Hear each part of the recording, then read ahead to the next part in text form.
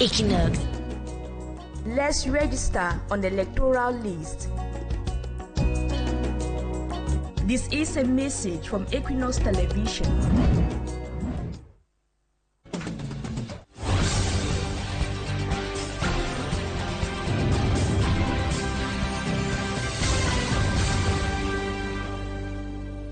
Good evening to all of you, faithful viewers of Equinoxe Television.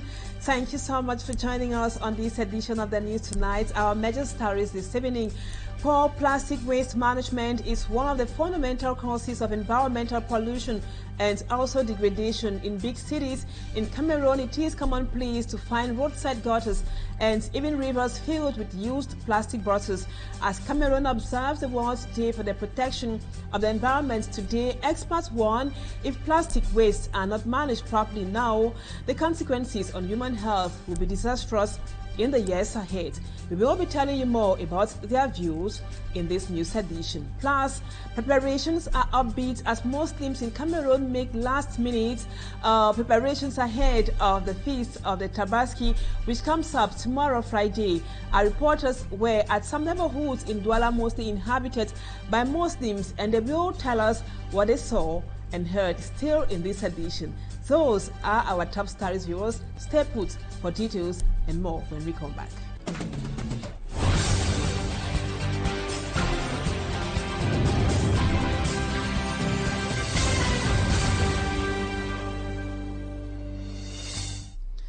Welcome back, viewers. Thank you so much for the confidence.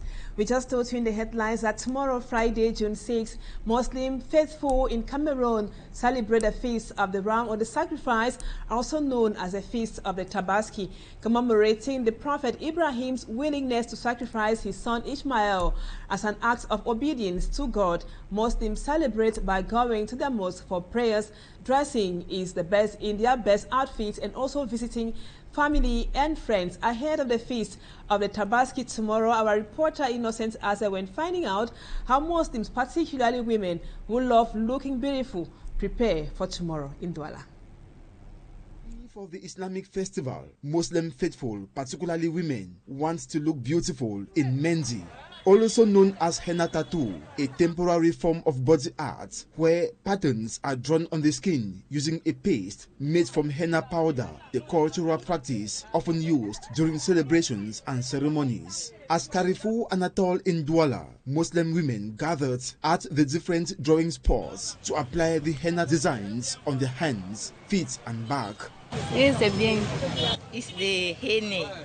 Bilkisu, who has been practicing this art for 5 years for livelihood, affirms women come for the henna tattoo to look beautiful. Some also come along with their children for the drawings, a cultural practice. It fetches her more income during festive periods than normal days. One hen sew is 3,000 or 2,000. Bilkisu adds, with her creative mind, she applies different forms of designs and those her customers present to her. Though it seems complex, with clients waiting for their turn, it takes less than 15 minutes for her to treat a client. The drawing takes less time to get dry.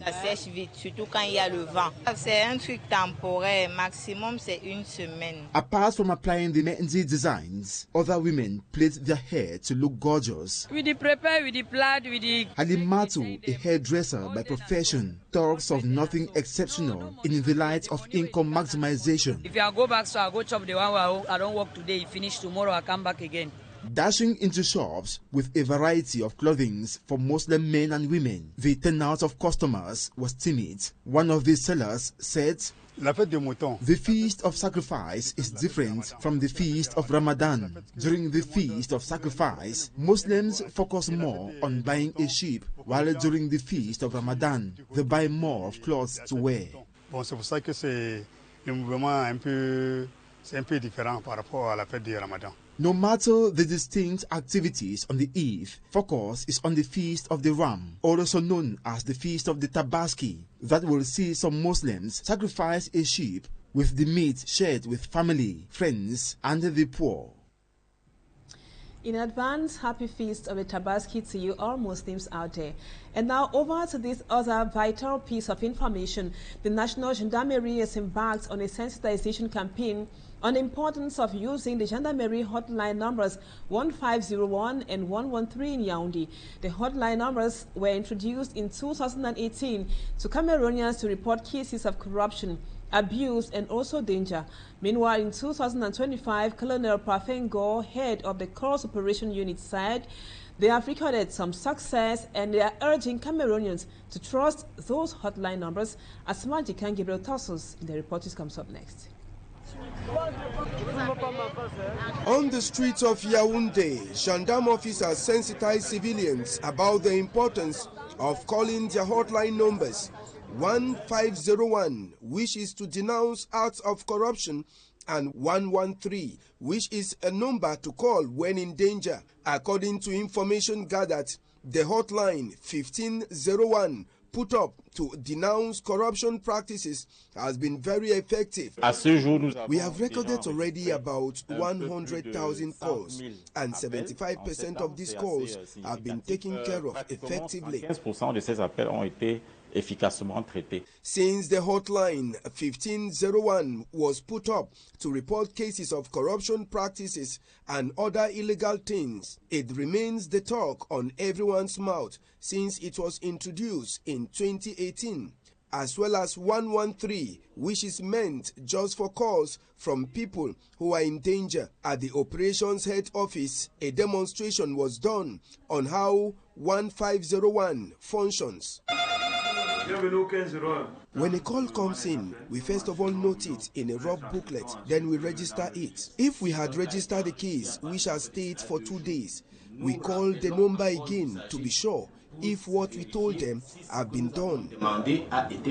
It is a similar exercise at the operations office of the hotline 113. When it rings, those in charge who are here 24/24 picks up the call and informs the unit concerned.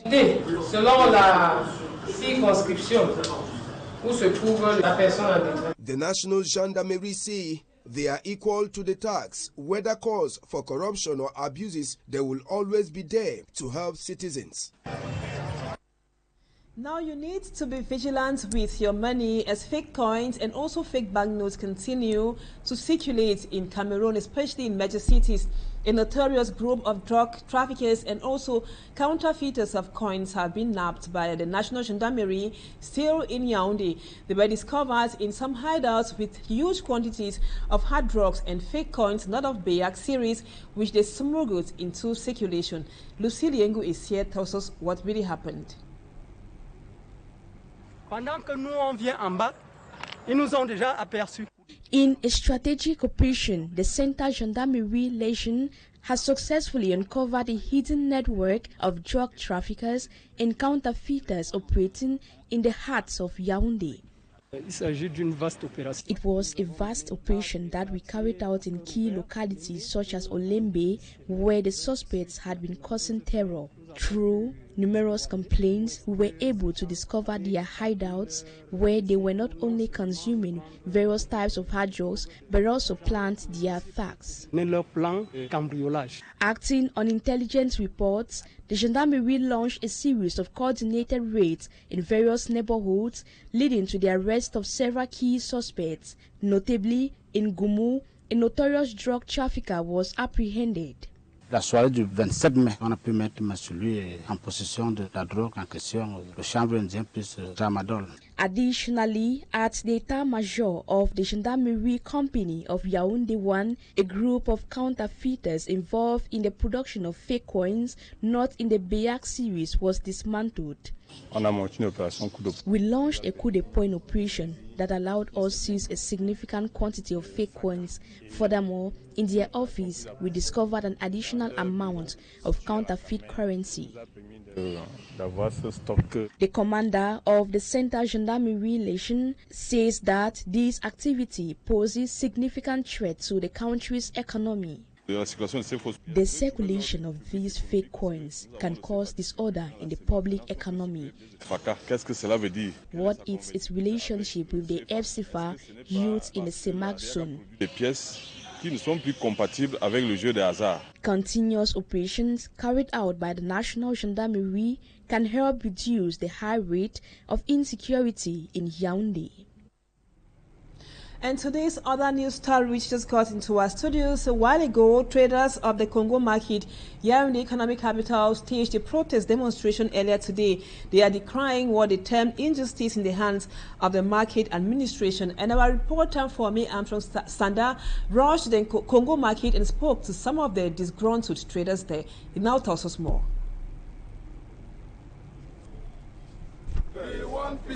Predominantly Nigerian nationals, these are traders of the Congo market, popularly known as Marché Congo in the city of Douala.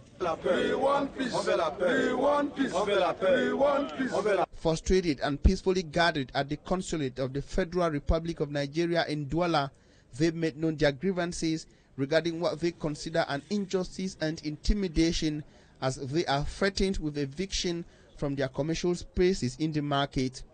More than 200 Nigerians have problems in Marché Congo, and they promise us that on Monday they will break it in the night. That is why we come here to report to council.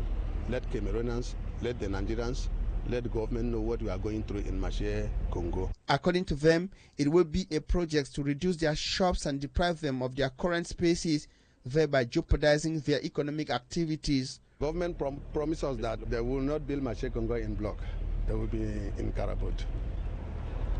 Last month, Register come and tell us that he want to destroy the same Carabot and build Carabot.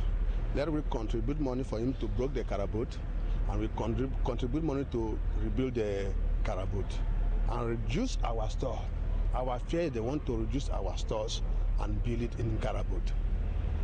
The same time, we are businessmen, we have commitment in banks and other places. We plead for them.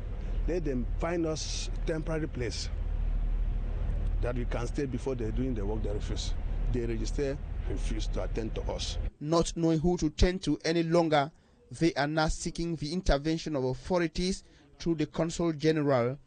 He should treat us as people also like himself.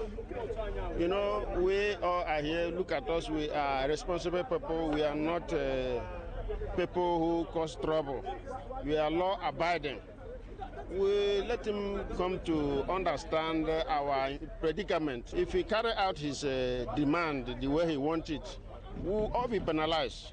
So we are just begging. That's why we are here, to beg to the superior authority. This is the place we can come to help us assess information from the right source, because we have been blocked. There are certain authorities that we cannot go to. So we have come so that the Excellency, our Consul General, can help us go right to the places where rightful information will be gotten. Our attempts to reach the market master, administrator of the market, went in vain, first by mobile telephone call, then by visiting his office in the market. Messages were also left in his mobile telephone without response. Votre appel va être renvoyé vers la messagerie vocale. Your call is being forwarded to voicemail. Now let's talk about the poor road network in the city of Bamenda, capital of Cameroon's northwest region. The road network there is said to be very deplorable as we speak, and it is being blamed for traffic congestion and also accidents around Bamenda. Our reporter Mbu Stella tells us what commuters say they go through on a daily basis because of the poor state of the roads in Bamenda lately.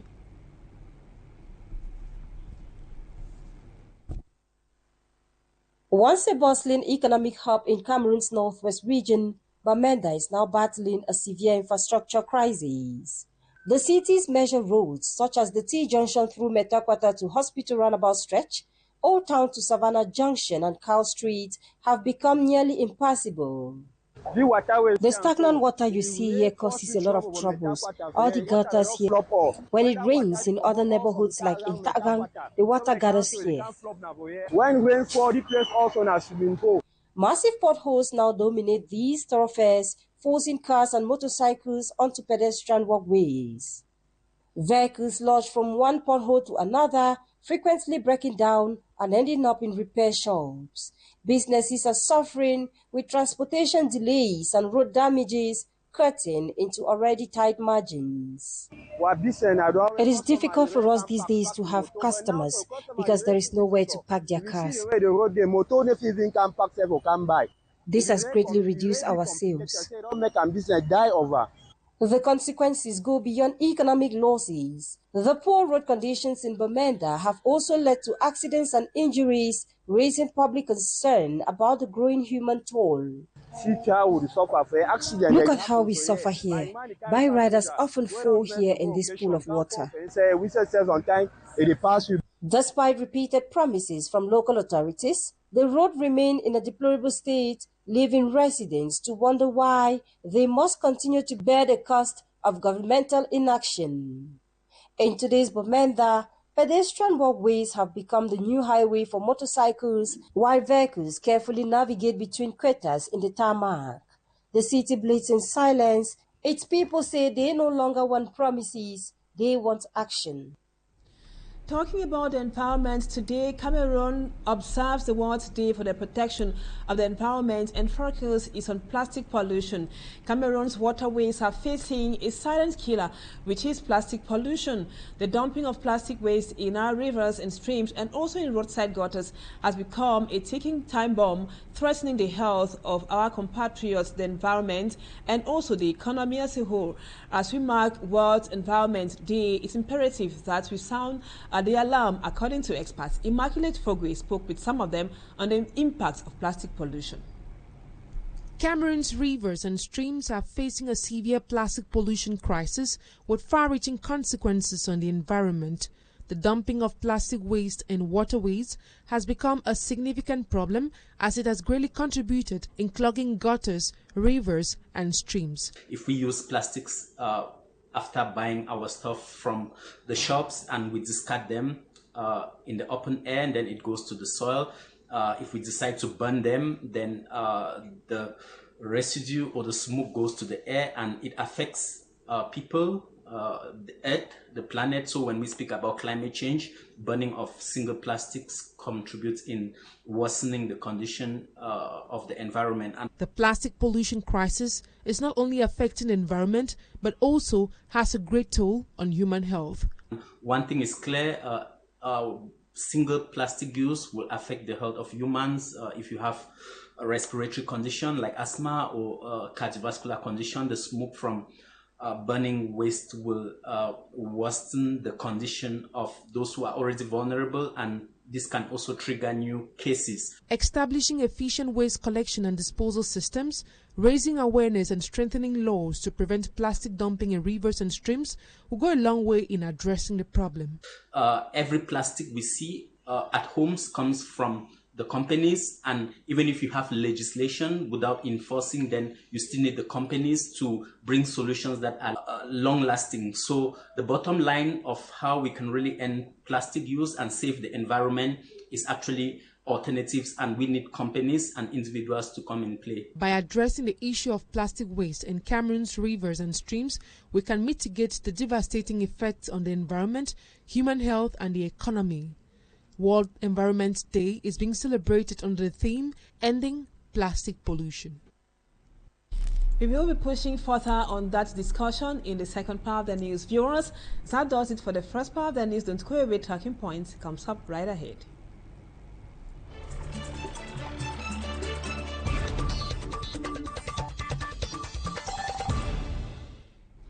Welcome back, viewers. Our guest tonight is Professor Mekoumbesone Makoley. He is a lecturer at the University of Douala, and he is also an environmentalist. Thank you, sir, for accepting to be our guest on Talking Point tonight.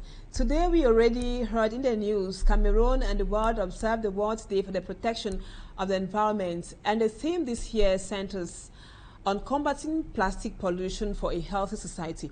Why the focus this year on plastic pollution, Prof? Thank you.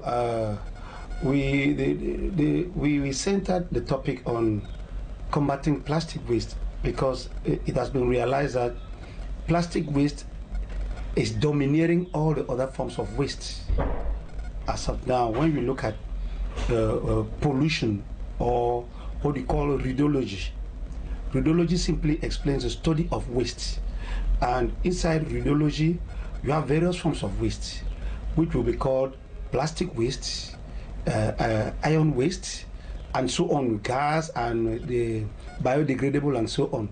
So looking at all these forms of waste, it has been noticed that plastic waste is domineering above all the other forms of waste. It occupies a lot of space for nothing. Look at a 50-liter gallon made out of plastic, the quantity of space it can occupy. So that is why they're trying to look at ways by which it can be reduced.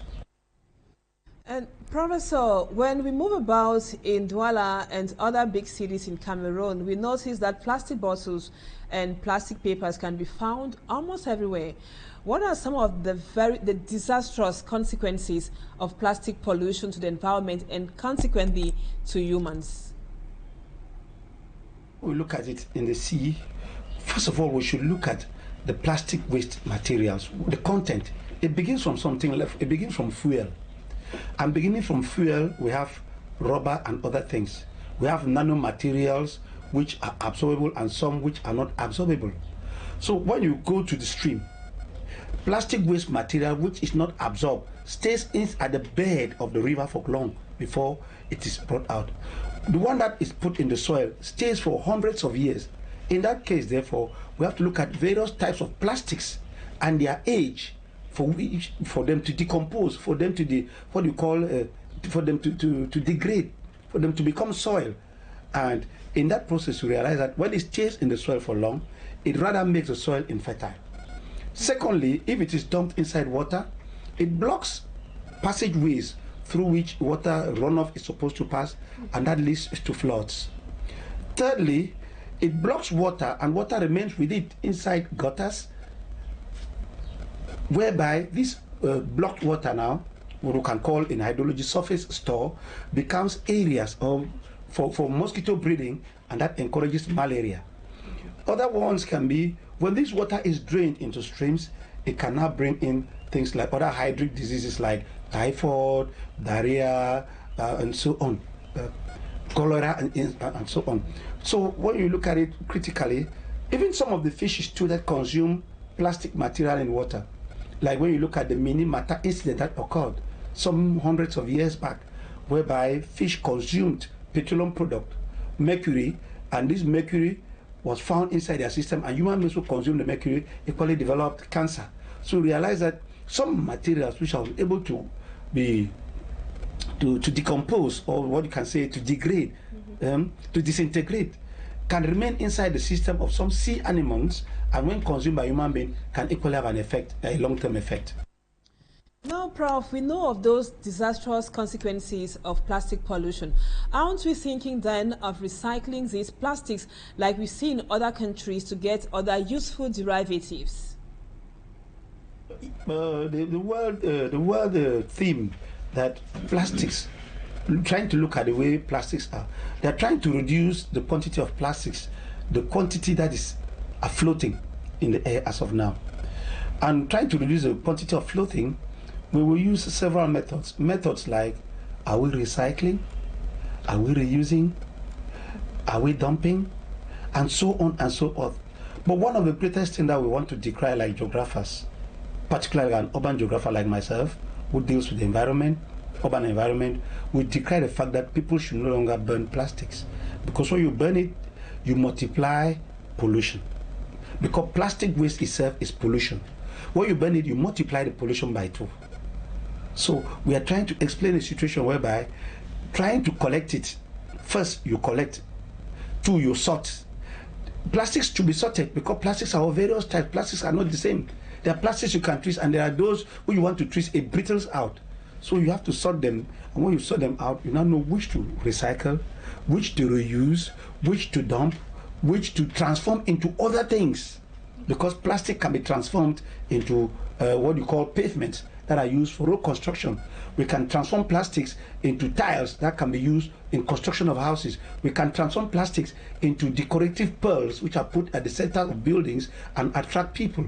used now for tourism. So that is the reason why the World Environment Day is pushing up the motion that plastic waste should rather be reduced, and various methods of reduction should be you recycle, you change its use, but like what was formerly used to drink water, drinking cannot be used to produce a basin, cannot be used for decoration. In this case now you have to add different chemicals and different things to have that production done. Thank you, Professor, for that explanation. Now we have all this knowledge, what you have explained, but very little is done. Where and what can be the blockade? Of the citizens within the urban milieu. You do remember that everybody wants to reach the town. Everybody wants to reach the city. Because what is found in the city is not found in the rural milieu. And coming to the city, the content of the plastic bottles, the content of the plastics itself, we are unable to discover now that it is still dangerous. We are still unable to discover. Because like I followed up a documentary this morning about World Health Day, whereby it is recommended that drinks, sweet drinks, should not be taken too much, should not even be taken, because in a bottle of 1 liter they put about 24 cubes of sugar, which is already dangerous to your health, diabetes and so on. So when you want to look at it critically, this bottles liter, because the production is needed by the population, and for it to calm down the hot atmosphere which is found within the cities, people need to drink soft drinks and hot drinks and so on. So you see, the bottles too, even the people producing are supposed to create carnivals or channels through which once you consume, they keep it there for them to come back and collect. But those activities are not there. So you clearly see that even if it is the stakeholders who are involved, they themselves are a problem, because there is a problem in the governance of plastic waste, in short, the governance of waste in the urban centers. They abandon that in the streets.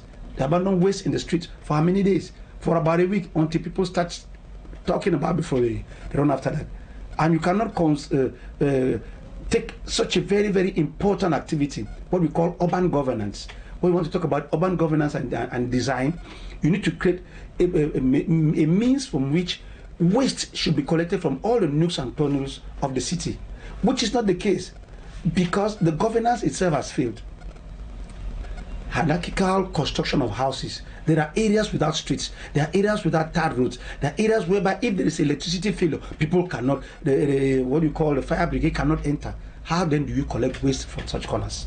So in short, the problem is involving institutional stakeholders and non-institutional stakeholders. The state itself, the city council, the individuals, and short, the urban populace in global. Okay.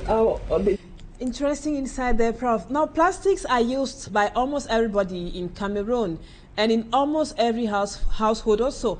All we need is a healthy and safe environment to live in. Talk to those who are watching us on how to properly dispose. Not only dispose, but also manage plastic waste to avoid constant pollution. We limit the use of a lot of plastics, first of all. We limit the consumption, or when I say consumption, what is found inside the plastics. That is, we go bio. When I say we go bio, for example, I realized one day when I was passing and I saw women who produce cocky in plastic, white plastic papers, and they cook it and people consume. Why can we not use the plantain leaves as our mothers used to do in the village? It has no effect, and that one can decompose and decay very fast. So we limit the consumption of what is inside the plastics. From there we can reduce the distribution, the wild distribution of plastics in space. When we limit it, that will be done much better. Okay, thank you so much, sir. Now, just in 2 minutes, in French. So, Mekoumbesone Makoley, for accepting to be our guest tonight, and just to remind our viewers again that you are an environmentalist and also lecturer at the University of Douala. Thank you, and hope to have you some other time, sir. And viewers, that was what we put together for you on the news this evening. Don't go away, our programs continue. Equinoxe comes up in about 30 minutes, and the news in the French language comes up at 8 p.m. Stay with us on Equinoxe Television. Bye-bye for now. See you again tomorrow, same time, and happy Feast of the Tabaski once again to all our Muslim faithful viewers out there.